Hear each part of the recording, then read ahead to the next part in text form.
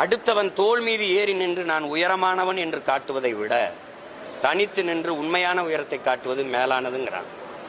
இப்ப நான் என்ன செய்யலாம்? கூட்டணி வைத்து வென்று போனவர்கள் யாராவது ஒருத்தர் இதை சாதித்தார்கள் என்று சொல்லுங்க, நான் கூட்டணி வைக்கிறேன். இதுல யாரோடு கூட்டணி வைக்கலாம்னு சொல்லுங்க. ஒவ்வொரு தடவையும் திருப்பி திருப்பி பேசிட்டு இருக்காதீங்க.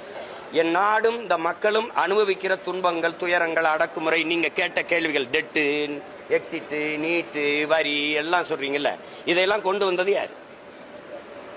1,00,000 போராட்டங்களுக்கு திராவிட மாடல் ஆட்சி அனுமதி கொடுத்திருக்குன்னு நாட்டின் மாண்புமிக்க முதலமைச்சர் அவர்கள் சட்டசபையில பேசினது இருக்கா இல்லையா சார்?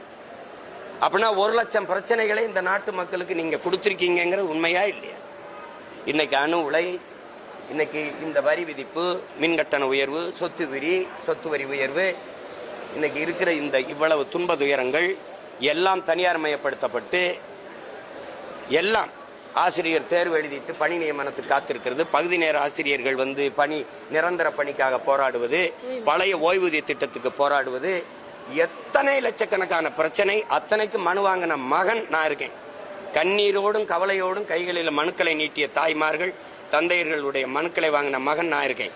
இத்தனை பிரச்சனைகளை நிலத்தது. மீத்தேன் எடுக்கிறது, ஹைட்ரோ கார்பன் எடுக்கிறது, காவிரி நதிநீர் உரிமை பறிபோனது, இந்தி திணிப்பு, மாநில கல்வி உரிமை, மாநில உரிமை, அதை தூக்கி மத்திய பொதுப்பட்டியல் கொண்டு போனது, கச்சத்தீவை பறிகொடுத்தது, மீனவர் படுகொலை சகித்துக் கொண்டது.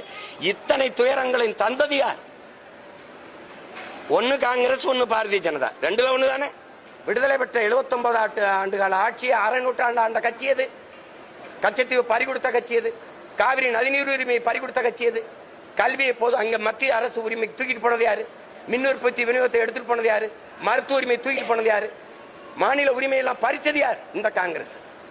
இன்னைக்கு அதை அவங்க பெத்து பேர் வச்சாங்க, நீட்டு, எக்ஸிட்டு, ஜிஎஸ்டி எல்லாத்துக்கும். அதுக்கு ஊட்டமா உணவு கொடுத்து வளர்க்கிறவர் பிஜேபி.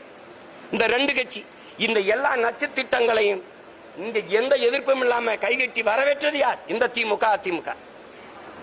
நீங்க சொல்லுங்க, ஊழல் லஞ்சமா, உண்மை நேர்மையா? சொல்லுங்க. சாராய கடையை மூடுவேன் அப்படின்னு இந்த கட்சிகள் சொல்ல முடியுமா? சொல்லுங்க.